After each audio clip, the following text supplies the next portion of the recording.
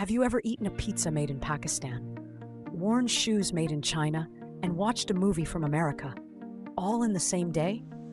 That's the power of international business and globalization. Let's break it down in the simplest way possible. What is international business? International business is the buying and selling of goods and services across national borders. In easy words, if a company in one country sells something to another country, that's international business. For example, Samsung phones from South Korea, chocolates from Switzerland, cars from Germany.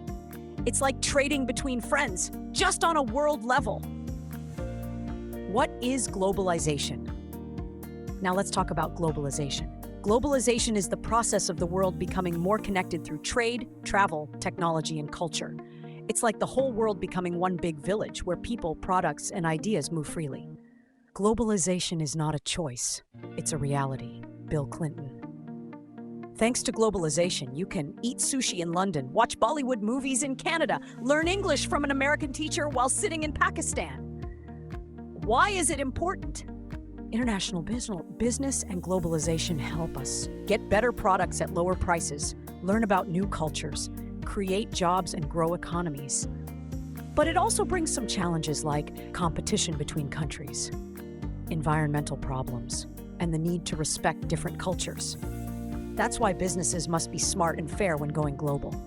Examples of international companies. Let's look at some famous global companies. McDonald's sells burgers in more than 100 countries. Nike makes shoes in Asia and sells them everywhere. Amazon ships products across the world. Coca-Cola is enjoyed in more than 200 countries. These companies adjust their products to fit each country's culture and taste. Kid-friendly example. Imagine you and your friends open a lemonade stand. Your lemonade is so good that a kid from another school wants to sell it too. Now you're not just a local business. You're going international. If you send your lemonade to other cities or countries, you're doing international business.